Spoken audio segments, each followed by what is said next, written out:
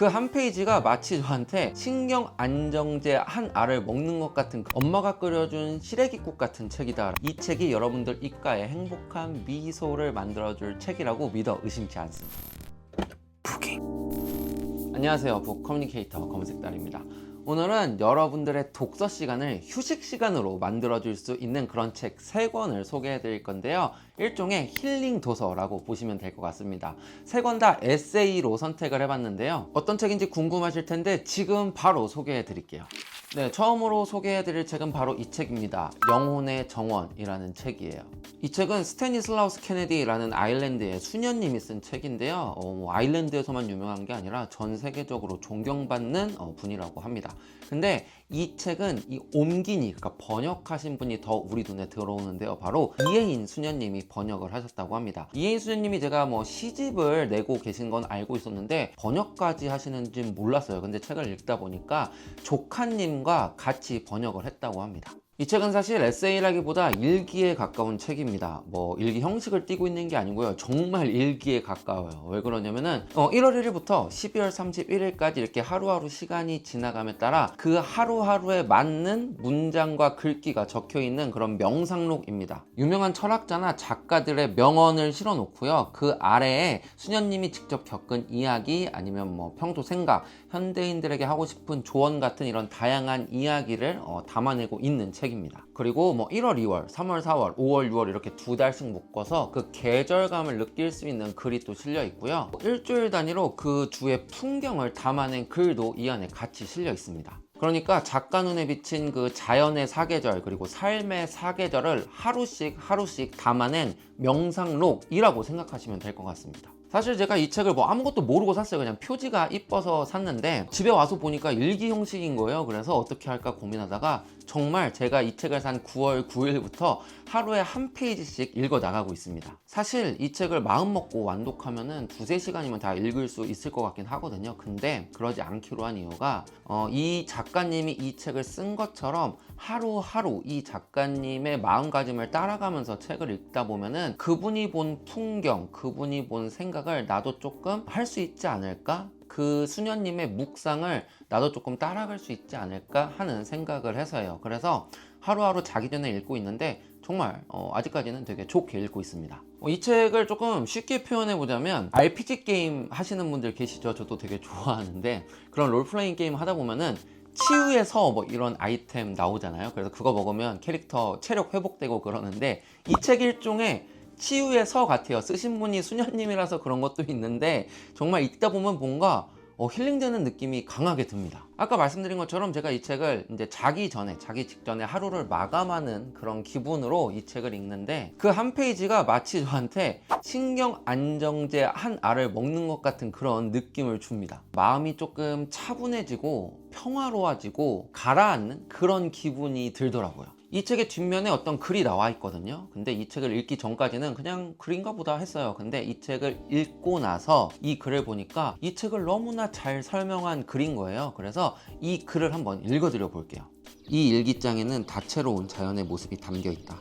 1월의 정원에는 고요한 영혼이, 3월의 정원에는 새로운 생명력이, 8월의 정원에는 풍요로운 충만함이, 10월의 정원에는 열매를 가꾼 우주의 조화로움이 깃들어 있다. 스탠 수녀가 가려 뽑은 다양한 신념과 종교를 가진 사람들의 글을 통해 아름다운 영혼을 가꾸는 정원 속으로 한 걸음 다가설 수 있다. 여러분들의 하루를 조용히 토닥여줄 그런 평화로운 책을 찾으신다면 이 책 영혼의 정원 한번 읽어보시는 걸 추천드리겠습니다. 네, 그 다음 책은 이 책입니다. 바로 모래알 만한 진실이라도 라는 책이에요. 박완서 작가님 하면은 역시 대표작 그만턴 싱하는 누가 다 먹었을까 이게 딱 떠오르는데 그 박완서 작가님이 생전에 쓰신 모든 에세이 중에 대표작 35편을 담아놓은 책입니다. 이 책은 참 따뜻한 책이에요. 사실 이 책에 담긴 그 에세이의 내용들이 특별한 게 별로 없어요. 우리가 일상생활 하면서 너무나 쉽게 맞이할 수 있는 그런 장면들인데 이 박완서 작가님은 그런 장면들에서 삶의 온기, 인간의 따뜻함을 정말 잘 찾아내서 우리한테 이야기를 들려주고 있습니다. 작가님 특유의 그 소박하고 담백하면서 꾸밈 없는 그 문체 때문인지 몰라도 이 글이 훨씬 더 따뜻하게 느껴지는 것 같아요. 우리가 뭐 맨날 보는 풍경인데 그날따라 그 풍경이 훨씬 더 아름다워 보이고 특별해 보이는 그런 순간을 경험해 보신 적 있으실 것 같은데요. 이 책은 독자들이 그런 순간을 더 자주 더 많이 만날 수 있게 해주는 책이라는 생각이 들었습니다. 이 책이 어떤 느낌의 책인지 우리한테 되게 잘 알려줄 수 있는 에세이가 이 책의 가장 처음에 실린 에세이인데요. 바로 친절한 사람과의 소통이라는 에세이입니다.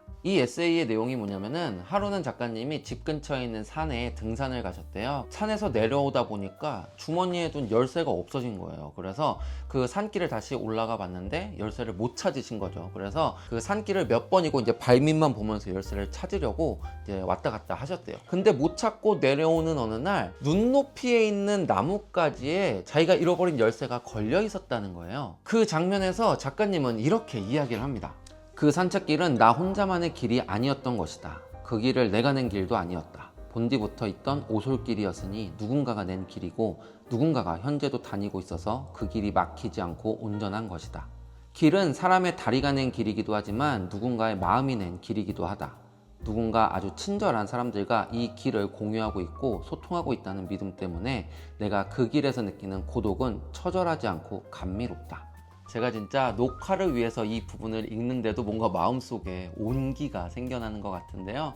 그만큼 이 작가님은 우리 일상에 숨어있는 삶의 온기를 문장과 글로 세상에 꺼내놓고 계시고요. 이 책은 그 온기를 끝까지 잃지 않고 있습니다. 그리고 이건 지극히 개인적인 생각인데요. 혹시 작가를 꿈꾸시는 분들, 특히 에세이 작가를 꿈꾸시는 분들이라면 이 책을 좀 꼼꼼히 읽어보셨으면 좋겠다는 생각을 해봅니다. 진짜 마음이 담기고 솔직한 글이 얼마나 반짝거릴 수 있고 얼마나 큰 감동을 주고 얼마나 큰 여운을 줄 수 있는지 이 책이 너무나 잘 보여주고 있는 것 같아요. 제가 예전에 이 책으로 독서 모임을 할 때 이 책의 한 줄 평을 뭐라고 했었냐면 엄마가 끓여준 시래기국 같은 책이다 라고 했었어요. 저희 어머님이 예전에 저한테 시래기국을 되게 많이 해주셨거든요. 근데 저희 어머님이 요리를 막 특별하게 잘하시진 않습니다. 그리고 시래기국이 뭐 특별한 요리도 아니잖아요. 근데 그때 그걸 먹으면은 그 엄마의 그 따뜻함이 느껴졌던 것 같고 엄마의 그 사랑이 좀 느껴졌던 것 같거든요. 이 책을 읽어 내려갈 때 그 엄마의 마음 같은 그런 따뜻함을 느낄 수 있어서 제가 그렇게 한 줄 평을 했던 것 같아요. 제가 방금 말한 그 시래기국 같은 음식이 아마 여러분들 마음속에도 다 하나씩 있을 거예요. 그리고 이 책은 아마 여러분들의 그 음식을 떠올리게 할 그런 책이라고 생각합니다. 이 책은 제가 정말 좋아하는 책인데요. 남들한테 잘 추천 안 하는 책입니다. 왜냐면은 저만 알고 싶어서, 저만 읽고 싶어서 남들한테 추천을 잘 안 하는데 제가 특별히 우리 구독자님들과 시청자님들을 생각해서 이 책을 소개해 드리려고 합니다. 그러니까 영상 보시고 좋아요, 구독, 댓글 남겨주시면 정말 감사드리겠습니다. 이 책은 쓰는 기분이라는 책이고요. 박연준 시인님이 쓴 산문집입니다. 이 책은 제가 알라딘 중고서점에 그냥 놀러가서 산 책입니다. 근데 제가 원래 책 살 때 좀 생각이 없긴 해요. 그냥 대충 사고 싶은 책 있으면 막 사는 편입니다. 뭐 책이란 게 읽어두면 다 도움이 된다 이런 생각을 하기도 하고, 그리고 책 살 때 돈 아끼지 말자 뭐 이런 마음도 있어서 그런데 이 책은 제가 산 이유를 정확하게 기억해요. 왜냐면은 이 책의 서문이 너무나 좋아서 읽자마자 바로 샀거든요. 이 책의 서문 제목이 시는 언제나 고향으로 온다예요. 그래서 되게 특이했는데 이 책의 서문 중에 한 부분을 제가 읽어드려 볼게요. 시는 언제나 새 고향으로 온다. 당신에게도 새로운 사람, 동물, 꿈, 사건이 생겼으면 좋겠다. 날마다 당신의 공책에서, 하염없는 글자들 속에서 새로워지기. 어떻게 새로워질 수 있는지 당신이 묻는다면 이렇게 말하고 싶다. 연필을 준 사람은 자기 삶의 지휘자가 될 수 있다고. 태어난 모든 사람은 우리가 어릴 때 힘들이지 않고 그렇게 했듯이 시를 쓸 수 있다. 이 책은 사실 시에 관련된 책이에요. 그래서 작가님이 시인이다 보니까 많은 사람들이 시와 조금 더 친밀해지고 직접 시를 쓸 생각을 했으면 좋겠다라는 생각으로 이 책을 쓰신 것 같아요. 실제로 이 책은 총 4부로 이루어져 있는데요. 1부는 시랑 친해지고 싶은 사람들을 위한 글들이고요. 3부는 시인이 되고픈 사람들에게 하는 조언이 담겨 있습니다. 그래서 이 책에는 유명한 시인들의 아름다운 시와 그에 못지않은 작가의 멋진 이야기도 담겨 있습니다. 근데 그런 주제를 다 떠나서 그냥 글들이 너무 이쁘고 다정다감하고 너무너무 좋아요. 막 뭐라고 해야 되지? 막 글이 몽글몽글하다고 해야 되나? 아무튼 그런 느낌이 드는 글들입니다. 그래서 그런지 저는 이 책을 읽다 보면 마음이 되게 편안해졌어요. 마음을 비우고 이 기분 좋은 글에 그냥 감탄하다 보니까 그 순간에 푹 빠져들 수 있었던 것 같고요. 그 기분이 참 좋다 보니까 이 책을 읽는 시간이 정말 되게 편한 휴식 시간처럼 느껴졌던 것 같습니다. 그리고 이 책의 2부에는 작가님이 쓰신 에세이도 담겨 있는데 그 글들도 되게 좋았어요. 다양한 주제의 에세이들이었는데 그 중에 연필이라는 에세이가 있거든요. 전 그게 너무너무 좋았어요. 그 글을 읽다 보면은 연필로 글을 쓰는 작가님의 모습이 떠오르기도 하고요. 제가 어릴 때 연필을 이제 손으로 쥐었을 때, 그리고 글을 쓸 때 그 촉감이 느껴지는 듯한 그런 글이었습니다. 사실 이 책에 대한 소개는 제가 100마디 말을 하는 것보다 이 책에 나온 좋은 문장들을 여러분들한테 들려주는 게 최고일 것 같아요. 그래서 이 책에 나와 있는 문장들 중에 제가 되게 좋아하는 문장들, 제가 따로 수집해 놓은 문장들이 있는데 그거 여러분들한테 한번 소개해 드려 보겠습니다. 새끼손가락만큼 작아지기까지 이 연필은 얼마나 많은 시간을 종이 위에서 걷고 달렸을까. 그 시간을 충분히 보낸 연필들만 몽당이라는 자귀를 받을 수 있다.